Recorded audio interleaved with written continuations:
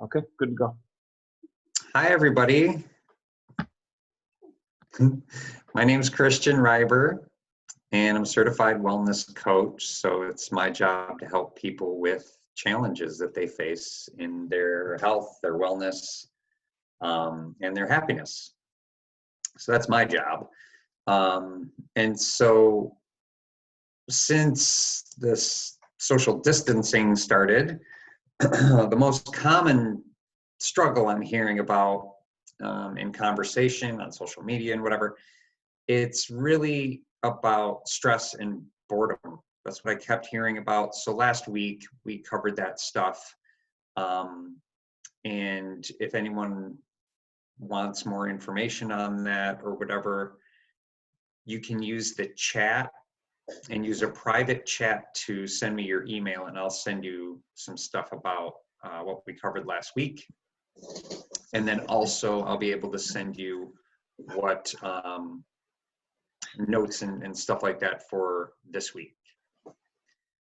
So recently I've heard several people kind of post or start speaking about the COVID-19 pounds they're going to put on while this is going on, because they're I don't know, they sort of lost their willpower to avoid this constant snacking. And so it relates to both emotional eating and unconscious snacking. So yeah, we're aware we're doing it, but are we fully aware of why we're doing it, that kind of thing. So that's been quite a popular topic of conversation as well. So high stress and boredom can easily lead to the need for comfort. And for many, our long-standing habits lead us into the kitchen. And it's just like over and over again. And you find yourself in the kitchen wondering, why am I here again?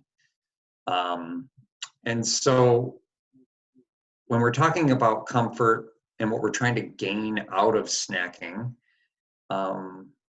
we are kind of pigeonholed or backed into a corner, because for generations in probably everyone's family, food has been the most common way for us to gain comfort, because it's used as a reward. In tons of different families, it's a reward, and certainly in almost every culture. Food is this social reward. It's a way to feel connected. We have holidays around food in a way. So then we throw in the fact that most comfort food is not really good for us, and it can often trigger the pleasure center of the brain more effectively than heroin. And so that doesn't give us a ton of willpower. We're not equipped to handle these things. And so I like to think of willpower as a mindset more than a sort of measurable strength for an individual. Okay.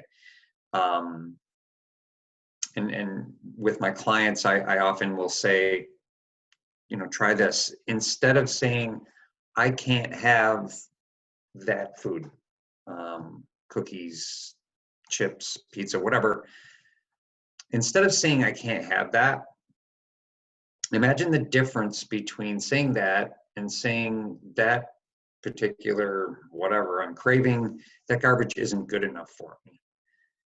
So the difference between these two ways of saying it are really kind of critical, because the first one is a measure of restriction. And so if we say, I can't have something, we are telling ourselves there's a restriction and there's a negative tied to it. And if I do it, a lot of times I might even beat myself up over it afterwards. So the saying that garbage isn't good enough for me, that bleep isn't good enough for me, is empowering. So it's the opposite feeling. It is, I'm better than this food. You know, that my habit in the past has been to be okay with this food, but for right now, I'm too important to be eating this stuff. My family needs me around, and I want to feel good about myself. I want to be happy with my actions. And if we approach something that we're not supposed to do with this empowering attitude that is not up for debate, it is easy to dismiss criticism. If someone says, well, we're all eating this thing, what makes you so special? You know, it's just an easy argument to win. I don't feel like this food is good enough for me, and I kind of also don't think it's good enough for you, but it's not up to negotiation. It's not up for debate. I'm not eating it because it's not good enough for me. So that's a different mindset. It's a different way of looking at this thing that you're quote unquote not supposed to do. So practicing that different mindset might have you seeing these instances where you're headed to the kitchen in a different light. Does anybody have any questions about that that mindset change or balance there? And everyone's muted, but if you wave at me or whatever, and you're also able to unmute yourself. There's a button at the bottom that says manage participants, I think. Yes, and so if you click on that, you can unmute yourself if you have a question. But if no one has a question, then I will simply move on. So we're talking about lifestyle changes. When it comes to mindset, that's a lifestyle change. It's a different way of thinking. It's a different way of acting based on what we're thinking. So any lifestyle change, or rather in any lifestyle change, creating a healthy habit around that lifestyle change to replace the unhealthy habit gives us the best chance to experience success while this change is going on, okay? And so the bad habit is, you know, in all of you could kind of probably put it in your own words, you know, it's a craving, a feeling of, I'm going to go to the kitchen. And so replacing that habit with something else gives us the best chance to kind of get rid of the bad habit. I'm going to change my lighting in here. Hang on one second.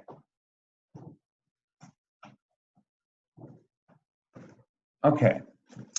Hope you guys can see me okay. And so when it comes to emotional eating and uncontrolled snacking, I start by recommending to practice the habit of choosing a comfort activity rather than a comfort food, okay? So what is very likely is that comfort activities are much more likely to fill this need that your body's asking for than food can. And then obviously you're much less likely to beat yourself up afterwards because you made a choice that part of you says is wrong. And so I'm going to show you my list of comfort activities, and I'll send it to you as well if you like, but you can take that list and simply add the things you love to do that aren't self-destructive to it. So, you know, it contains things like connecting with friends or family, taking a walk, spending time with a pet, reading a book, listening to favorite music. That type of activity gives us the comfort we're seeking without this baggage that goes along with our habit of eating something that we're going to end up beating ourselves up over. So I'll have you guys, I'm going to actually share my screen here in a little bit, and I'll show you the list I made. And so by making the list your own, it becomes personal. It's based on what really resonates with you. And then you can just keep the list handy and in an obvious place so it's easy to reference. And, creating a new habit is not easy. It takes practice. It takes really awareness. It's like, oh yeah, I have a list. I have this tool that I can use to support me when I'm looking for something to comfort me. And so having that list handy can be quite a game changer. And then all of a sudden your pet's getting more love and your kids are getting more hugs, and great, everybody wins in that scenario anyway. So I guess then the question is like, okay, well, that's one way to deal with it. What else can we do other than changing our reward system and getting away from food as the reward, using other things? What else can we do? So the first thing that I like to talk about with this is, I don't know how else to put it, but it's just really a way of being real with yourself. It is asking ourselves what we're craving, where the craving's coming from, and what emotion is leading this charge to the kitchen.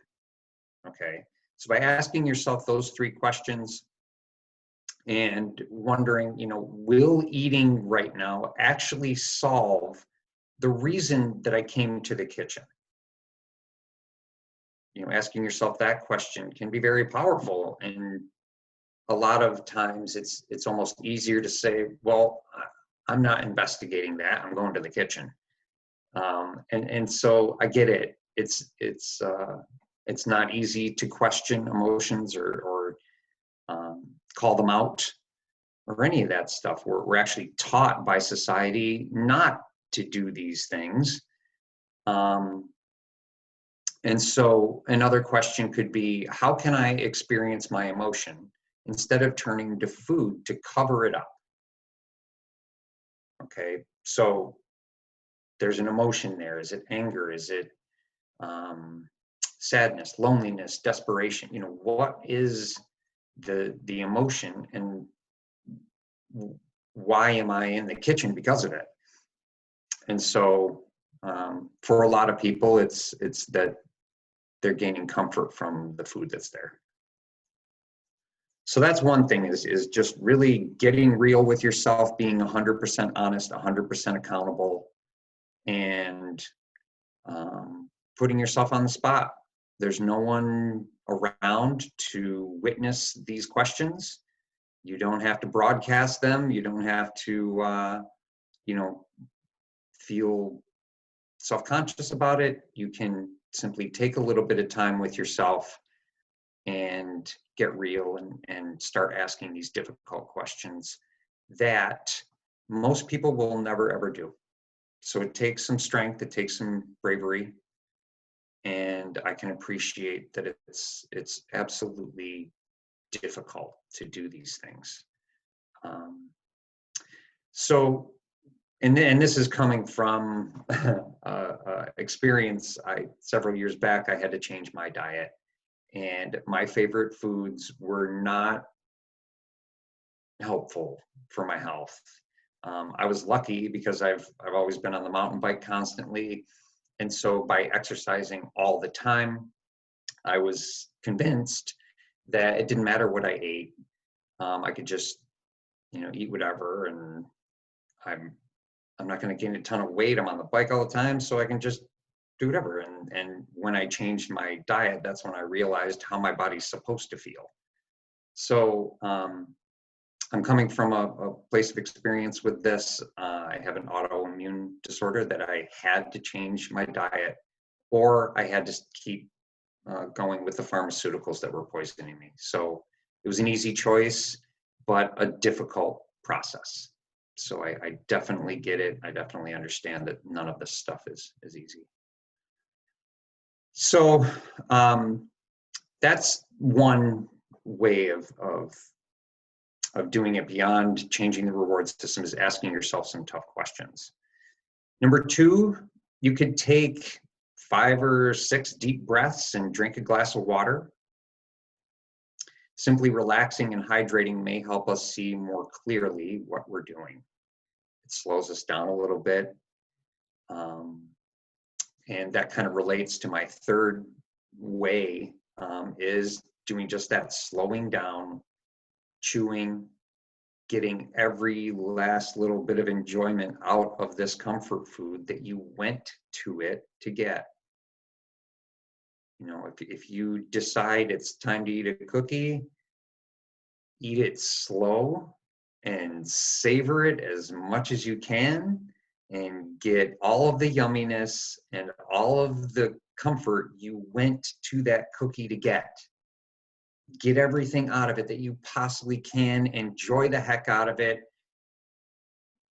Lick your lips, do whatever it is that you do when you're enjoying your favorite food. Do that thing and get out of that experience what you went in to receive.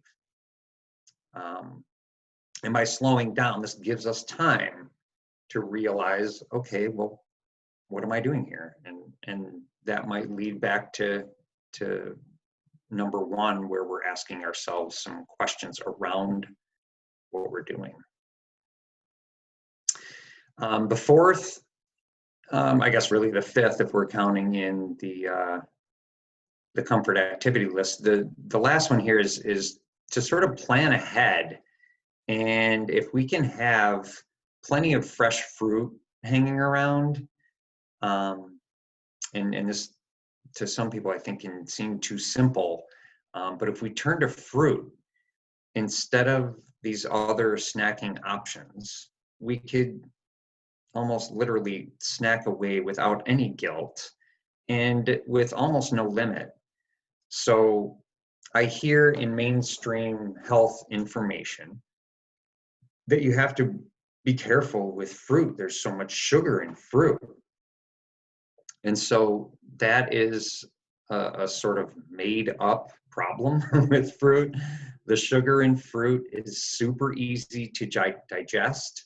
It's accompanied by tons of minerals and healthy salts, fiber, and so this mixture of stuff with the sugar doesn't spike blood sugar levels, and you get massive amounts of antioxidants, which is a pretty famous word nowadays, to boost the immune system and protect us from threats, let's say.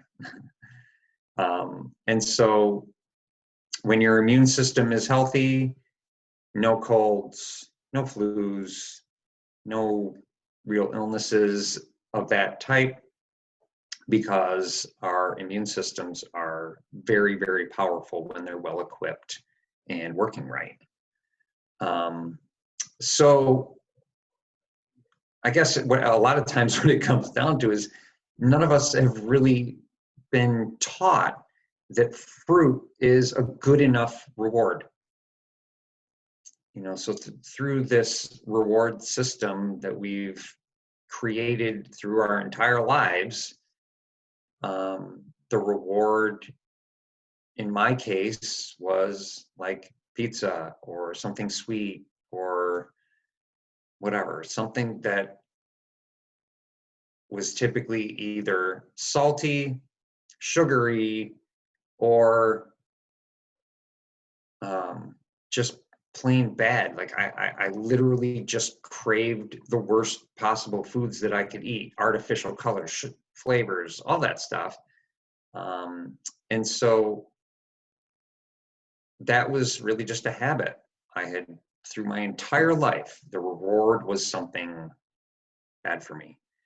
And until recent years, I didn't even make the connection that that was the case. You know, I didn't realize that my reward system was based around food, and that the food within that system were always unhealthy, always kind of pulling me back further than where I started. So fruit is the real fast food. And in some cases, you know, a doctor might recommend that you not eat a certain fruit. That's fine. I'm not in the business of telling doctors they're wrong. But I'm definitely in the business of trying to get as many healthy foods in you as possible, and fruit's a great way to do that. So, do you guys have any questions about that list? It's several things to think about. There's no easy switches in any of that stuff. I suppose the easiest one would really just to be to sort of slow down and chew and get some awareness around what we're eating.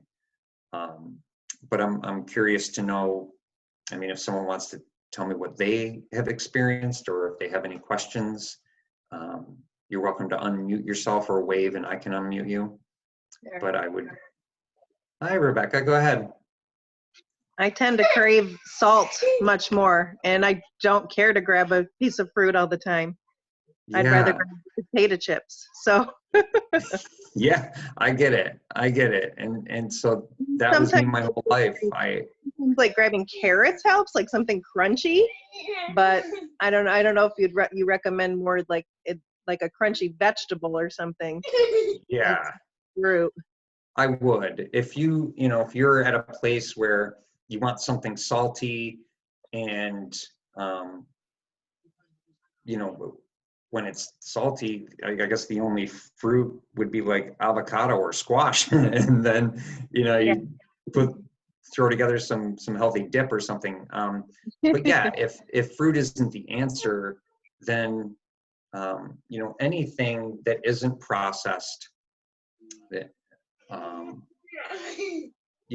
whole grain, that type of thing, where we're turning to something that is going to kind of get rid of the craving, but not be the opposite of what you're craving. If you're craving salt, an orange is not the answer.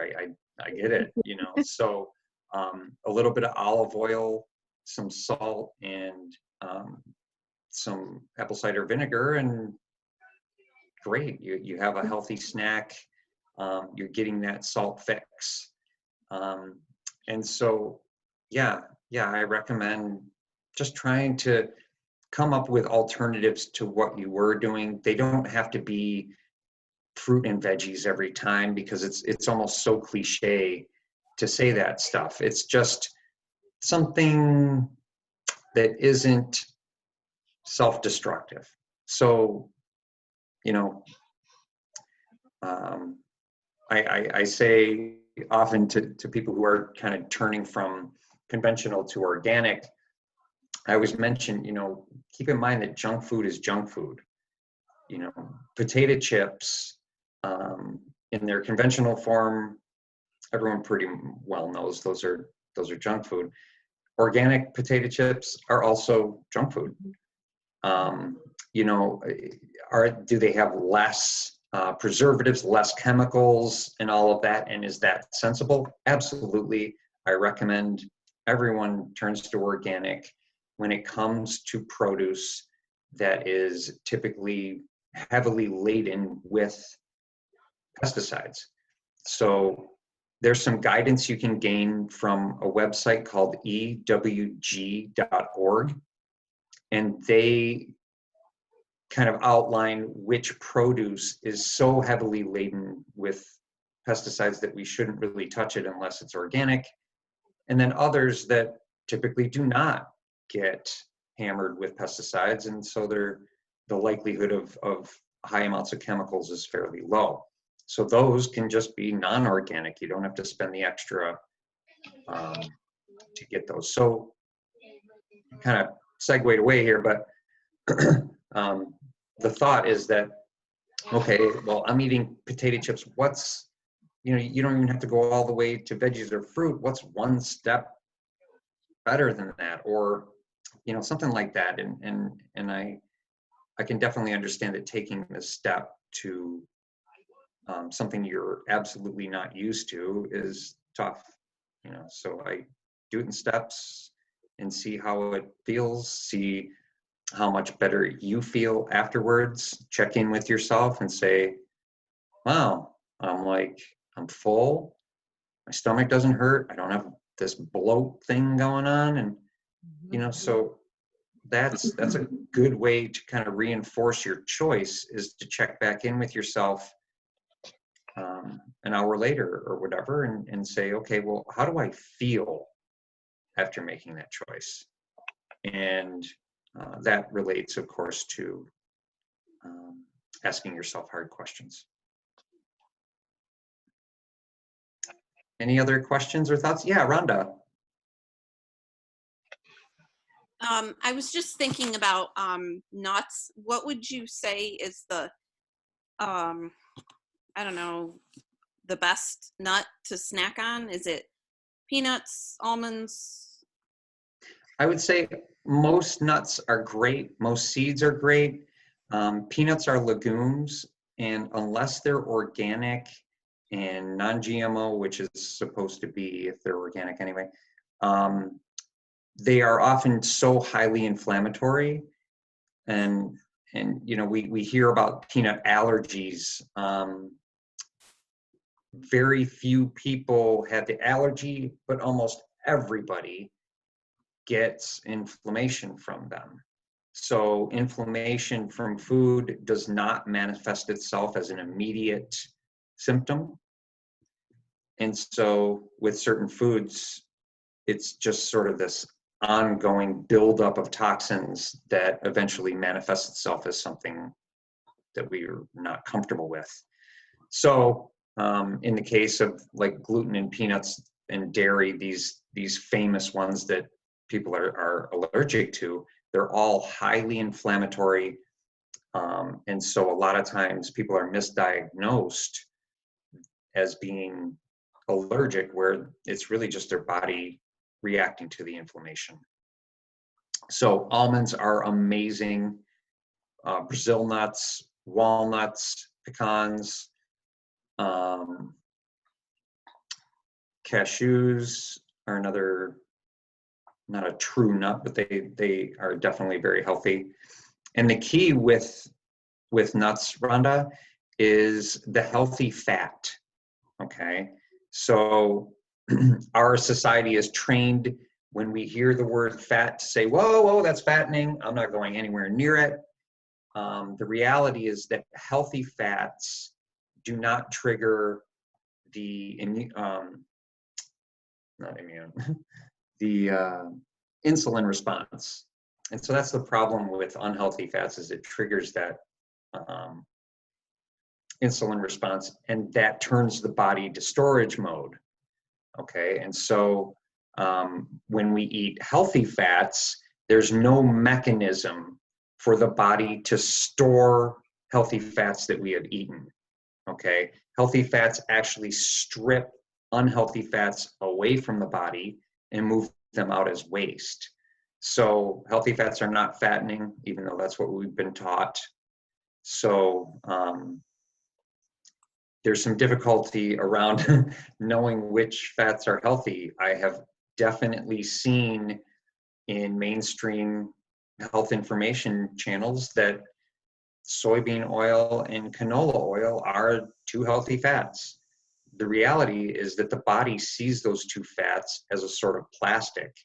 They cannot be processed correctly inside the human body. We just don't digest these ultra highly processed fats like soy and canola. So corn oil is the same. My three favorite fats are those in, you know, healthy seeds and nuts: avocado oil for high temperature cooking, coconut oil for medium to high temperature cooking, olive oil for uncooked foods like salad dressing. And so that way, if you're getting plenty of these unhealthy fats, then you're triggering your body to strip away these unhealthy fats and get them out of the body. So that was kind of a long answer to which nuts are healthy, Rhonda, but I hope that answers your question. Thank you. You're welcome. And so it looks like Barb has her hand up. Let's unmute her. Did you have a question, Hi. Barb? Yes, I did. I find this very, very interesting and fascinating, Okay. and I'm learning a lot. But I have a question. I was a counselor for years for PTS people and domestic abuse, and I've often found that when something dramatic happens to these people and they're in the moment, the thing that they want is they want to grab anything. I don't know if whatever it is, whatever food is available, crackers, pizza, it doesn't really matter. They need to put something in their mouth, either that or they smoke or they go into substance abuse. So the best thing, of course, would be the food rather than the other. But they're shoving things in their mouth because of the thing that's happening right then and there. What would you advise me to? How to help me help them with something like that in the moment? Yeah. So I'm going to show you this list of comfort activities. I think it's a great way to get the mind thinking about things that we like. You know, in that moment, we're not thinking about things we like. We're stuck thinking about, oh no, here comes the future. There's a problem with that. Oh no, I just did this in the past and there's maybe going to be problems coming from that. We're not thinking about what we like and who we love and whatever in those moments. We're thinking about typically something negative. And so switching the mindset to using comfort activities instead of comfort foods is a great way for people who are really, really struggling with this. And then, you know, as a counselor, the second sort of way that I talked about is starting to ask yourself questions around what it is you're doing. So here I go to the kitchen. Why am I going to the kitchen? Well, to get food. Okay. What do I need it for? Well, I feel like crap. I told my mom to go away when I should have embraced her or whatever. You know, there's so many things that we can feel bad about in a day. And so there's a zillion reasons for being in the kitchen, but unless we ask ourselves and try to get real and try to zero in on that and be aware, then it isn't about that. It's more about, well, what food am I going to grab? Like you say, it's just whatever you see first sometimes. You know, here's crackers or chips or whatever. It's whatever you see first can often be the perfect thing for that moment. And so that's my, that would be my. Okay, so I basically the redirection them at that point. I'm sorry. To redirect them at that point. Yeah, and you know, check in with them, ask them if they're willing to answer a couple questions. Ask them if they're willing to just slow down. Yeah. You know, for me, I think that's one of the easier ones to start the process, because when you slow down, then all of a sudden you're sort of listening to what your body's saying for a minute. And the busy craziness of the day is in the background for a minute. So, you know, slowing down a little bit can be a great first step. Taking 5 deep breaths. You know, there's a couple ways to more easily and more simply start making changes. You know, skipping right ahead and asking yourself super difficult questions you've never asked yourself in your entire life is one of the hardest things in the world. So that may not be the best thing to do first. Right. It might be like, okay, well, let's slow down and chew and see the difference, and check in an hour later and see how we feel, and you know, that type of stuff. And then once they're used to that, eventually maybe, you know, move on to comfort activities and planning ahead and asking yourself questions and that kind of thing. But it might make more sense, Barb, in the beginning to stick with something really simple. Okay. But sometimes food is the least destructive thing they can do at a particular moment. Right. You know? You're exactly right. Mhm. Yeah. And so, maybe the first step would be to, go with food, whatever it is. Just Okay. go with food. And then address it. Okay. Yeah. These changes are gradual. They take time. They take practice. They take awareness. So handling the process in steps keeps stress from getting too high, keeps us from getting hyper overwhelmed with it. Mm-hmm. So it's I always recommend to take things slow and gradual and make it real. So what, how do you deal with depression and food at the time? I mean, people will do that, that they'll use that as the comfort. I'm kind of lost with that, and how to help with that. Well, if they're aware that they're depressed, then they've already asked themselves one of those difficult questions. Okay. So if they are literally telling you, I'm depressed, I need a cookie. Mm-hmm. Okay. And then you can say, well, this person is willing to ask themselves some difficult questions, or they wouldn't have come to the conclusion that they're depressed. So then you can start with something more simple, and then you can start asking them if they're willing to ask themselves why they're depressed, what is leading to it, what can they start to do about that. And then one thing that I've learned, mental health is directly related to gut health. Mm-hmm. In just about every instance. And so if there's some depression going on, likely there's room to improve their gut health. Okay. All right. Thank you. That's my pleasure. I appreciate your question. So did anybody else have questions about those 4 ways of it, starting the process? They're not in any real order. It's really almost a sense of which might resonate with you more, because if it resonates with you, you're more likely to stick with it. You're more likely to give it a real chance. And so we'll get back to thinking about steps to take here in a little bit. Okay, so finding ways to control emotional eating is a tall order. Unfortunately, we live in a world where feeling our emotions, showing emotions, recognizing emotions, understanding them, acknowledging them, all of that stuff, according to society, is taboo.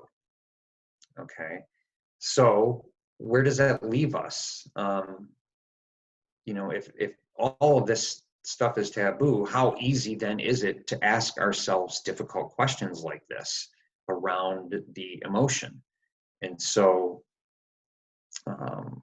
taking first step of asking yourself those difficult questions may seem so monumental that you would like to maybe choose a different step. So out of the 5 steps, first, using a comfort activity list. Secondly,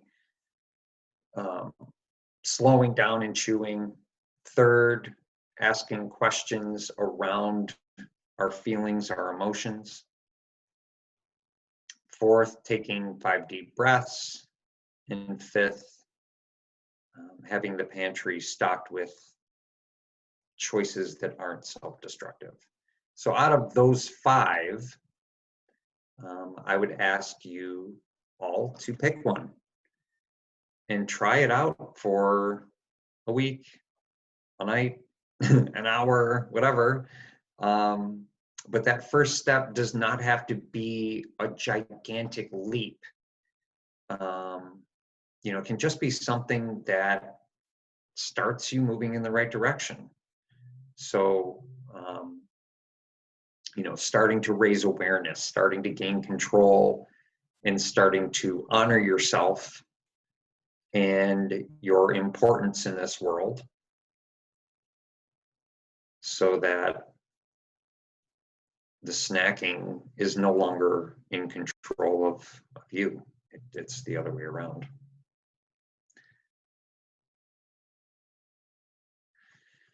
So any questions about how to pick a step? Is there anything that you're wondering about with that stuff? Okay, it's pretty straightforward. So I'm going to share my screen with you guys so that you can see this comfort activity list that I made. Okay. Give me a second here.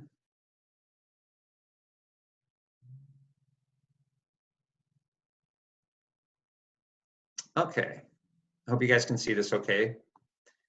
This is my comfort activities list.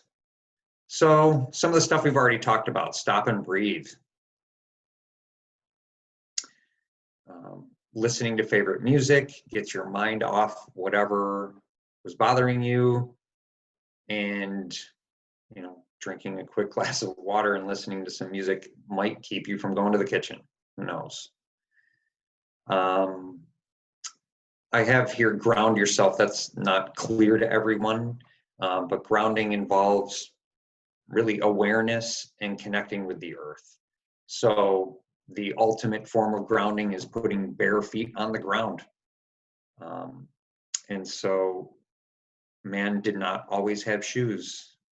And so we actually gain some really beneficial things from having our feet on the ground, including what are called negative ions. Negative ions are one of the strongest antioxidants there are. And so grounding yourself can also be looking around the room and naming something that has color and what it is. So here's a green plant. There's a gold piece of art. There's a red shirt. And just being present, connecting with the self that is aware and paying attention right now, in the moment. What do you hear? What do you smell? By checking in with yourself and grounding yourself that way, it can not only lead to some self-discovery and some other awesome positives, but you're not getting the negative impact of the food that's being eaten or the impact of beating yourself up over that choice afterwards. So you get some unexpected benefits instead of the very much expected negatives. Fourth, stretch. You know, maybe do a real simple beginner yoga class or video if you've never tried that. Stretching can wake you up, certainly gets the blood flowing. But again, it's a way of kind of slowing down and being present rather than thinking about this thing that has you stressed out and going to the kitchen. Especially in a time that we are in, connecting with friends and family, I think, is really, really helpful and important. One thing I like to always say when talking about this stuff is even people who you view as the strongest people you know, check in with them too. You know, our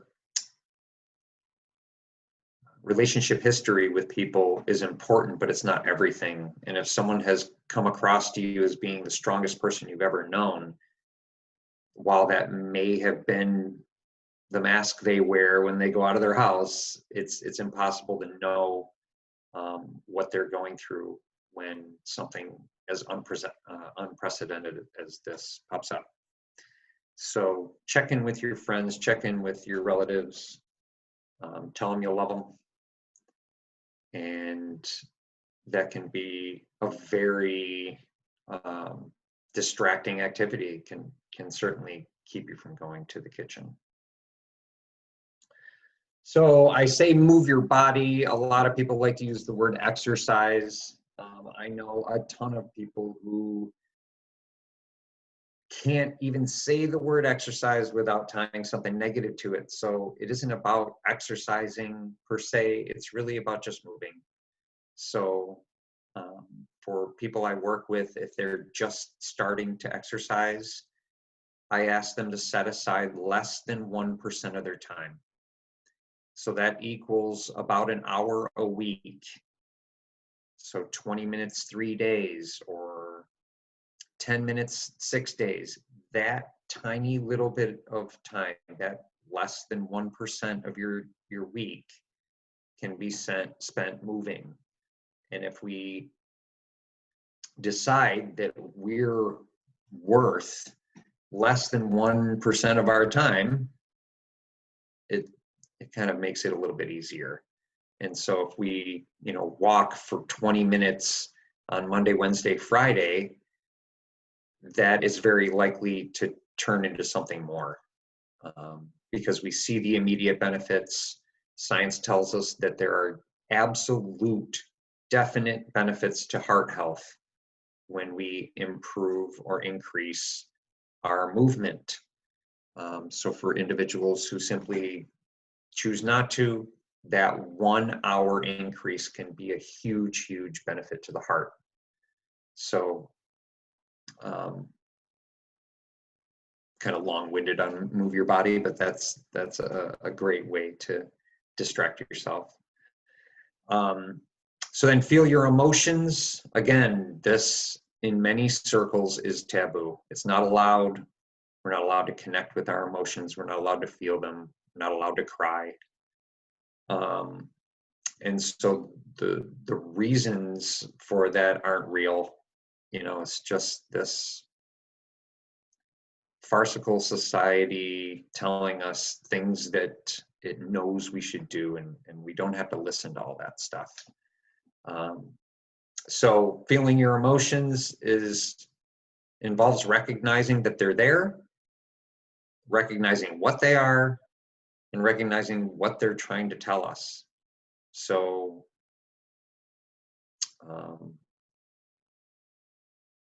there's times in movies where I feel kind of choked up, and I can either let it pass, or I can connect with, well, what was it about that scene that had me feeling emotional? And just asking yourself that type of simple question is good practice for when you're feeling an emotion that's leading to something that you don't want to do. So if you already have practice asking yourself that question in more common situations rather than these that are leading to something negative, then you already have the practice, you're used to it, you're already asking yourself why you're feeling this way. And what we know about emotions is that if we recognize them, feel them, and allow them to pass, having learned from them, then they're not going to come back as something more intense later on. When we dismiss emotions, they go away, but they always come back. When we actually feel them, understand them, and learn from them, they don't have to come back. And so it's less stressful, even though we're told it's way, way more stressful to feel emotions. So next, see the positive in all situations. There are obviously some situations we can imagine where there could not possibly be a positive tied to it. And in that case,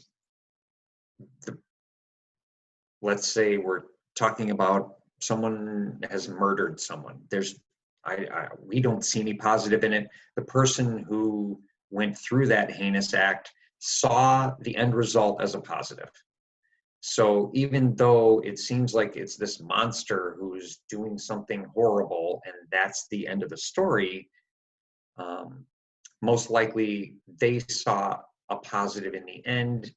Whether it was a real positive or something they imagined, at least we can say, well, it isn't just this perfectly negative situation. There's something there for someone to learn.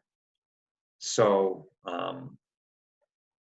if we are stuck in the emotion, we go to the kitchen, we grab that thing that we know we shouldn't be eating, we eat it, and then we start beating ourselves up over it.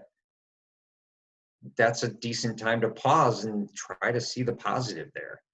What did you do differently than the last time? Did you stop and check in with yourself for a second? If you did, that's a step forward, and it is a positive because it's something you haven't done. So every little step forward that you take with this stuff should be celebrated. And every setback should be recognized, but not overblown. It's easy to have setbacks. We know for sure that as change occurs, it is never a straight line from where you are to where you want to be. There will always be minor pitfalls along the way, and as long as we learn from them, recognize them, and move on, then we're not stuck just constantly beating ourselves up. Keep inner dialogue compassionate and kind. What are we telling ourselves when we eat that cookie we're not supposed to? Is it, oh my God, why? Or is it, next time, let's see what we can do differently. There's plenty of ways to put a positive spin on what you're telling yourself and how you view yourself as changes are being made. So taking a look at the big picture can definitely help. We're not stuck worrying about every little setback we've had or every little valley on the way up the mountain. We can look at the big picture, gain some energy from that, and understand that that's the direction we're going, even if there are pitfalls or setbacks on the way. Okay. So another comfort activity, take a long, hot bath or shower. Like that interruption to what you were doing certainly gets your mind off whatever it was. You're relaxed, you're calm, you're comfortable, you're gaining that comfort you were looking for, but just in a different way. Spending time with a pet is proven to reduce anxiety and stress. Not everybody has this option, but it's certainly an idea for those that do. Reading a book, a magazine, going out into nature, on a hike, on a bike, in a boat. So the things you love to do that don't act as something that's self-destructive, they can all be on this list. So I encourage you guys to think about the way to build this and use what I have here for ideas and whatever. But when you make it yours and you add the things that you love to do, then picking something from the list when you're on your way into the kitchen can stop you in your tracks and keep you from going through with that. So that's what I wanted to share with you guys. I am extremely grateful that you all came to listen and engage. And so I would like to sort of open it up to anyone that might have any questions or thoughts.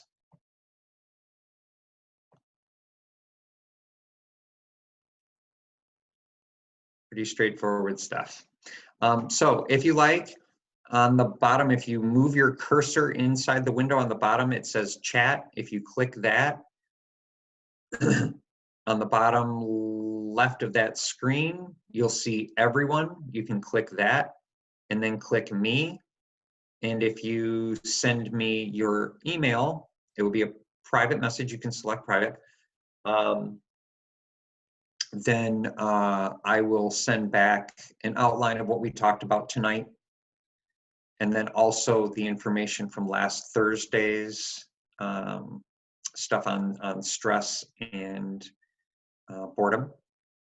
And then also obviously this comfort activities list that I showed you guys so that you can start to make your own. And then I know I have several of your emails already. If I already do, I will be sending out an email tomorrow. Anyway, so, oh, I see we're getting those in there. That's great, you know, so I definitely appreciate your time. It doesn't seem like anybody has any questions. So thank you all very, very much. I really appreciate you joining me. And then next Thursday, we will be doing this again. We're going to keep doing this on different subject matter every week until social distancing is no longer recommended. So I'm hoping that this has helped you guys get a different perspective on snacking and emotional eating. And I encourage you all to pick one of those things and give it a try. See if it can help. Thank you. Yeah, you're welcome. Thank you. Bye. I appreciate you guys. Have a great night.